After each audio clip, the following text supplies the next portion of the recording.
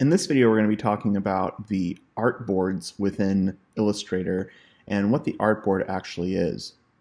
So first, I just want to make sure that we're on the same page. I'm going to go to Window, Workspace, and I'm on the Essentials workspace. And remember, this is Illustrator CC 2018, and this does look quite a bit different from 2017, so make sure you're up to date. I'm going to go ahead and click Reset Essentials just to make sure that I'm back to the basic setup. And something new in Illustrator 2018 is this Properties panel over here. I'm going to go into more depth about this later, but this allows us to have access to the Artboard editing tools very simply. So I'm going to be talking about this area, and then the actual Artboard tool, which is this right here. So an Artboard within Illustrator is basically a sheet of paper. It's a note card, it's whatever you're making your work on. You can have a lot of artboards, over 100 artboards simultaneously. You can have just one artboard. That's totally fine. Whenever you save out your document or whenever you print, you're going to be printing your artboard. So think of it as a page, or like I said, a note card or something like that. I'm going to go ahead and just make a basic shape here. Okay, so we have a nice rectangle on this artboard. And this is a single artboard document. Now, this rectangle, just like every other graphic in Illustrator, can be moved off of the artboard completely. It can be moved into this gray space, and whenever we go to print, it's not going to show up. Basically, we have all this gray space to work with our graphics, in an extended way or recenter things. But just keep in mind that the only thing that's really going to be seen in your artwork is what's on your artboard. Okay, so let's add a new artboard. I'm going to show you how to do that from the new document window first, and then I'll show you how to do it whenever you have an existing document. I'm going to go File, New. And here's the preset that we used last time. And there's an Artboard option here that I can go up and down on. I'm going to say 10 artboards, and we'll make each of them 1 by 1 inch.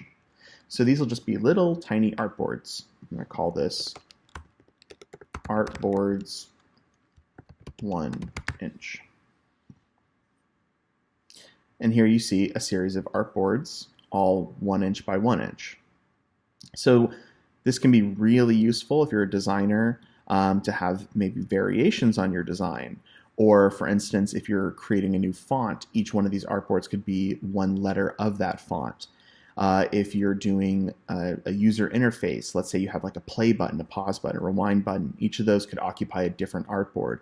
And whenever you go to print this, or whenever you go to send this to a printer, it will be very easy for the printer to just say print all artboards or print artboards 1 through 10, etc., and have them all in a really simple format.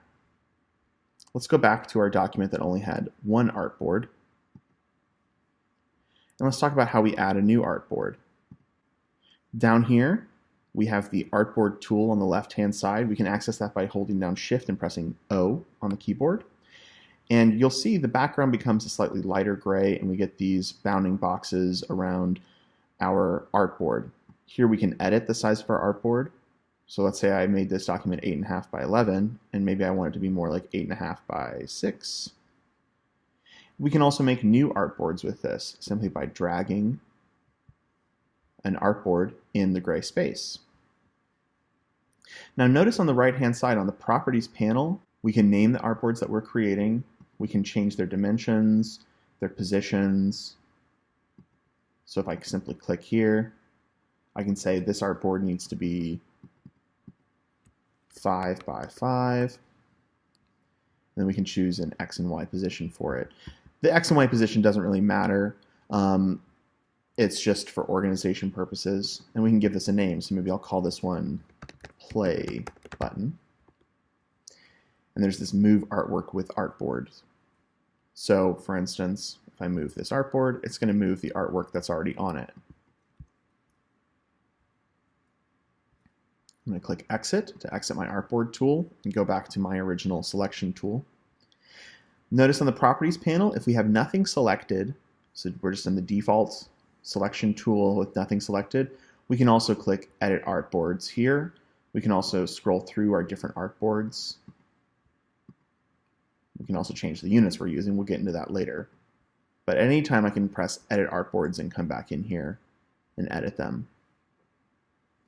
There's also a Rearrange button. We can choose how it arranges the artboards. And there's lots of other options within the Artboard Options window.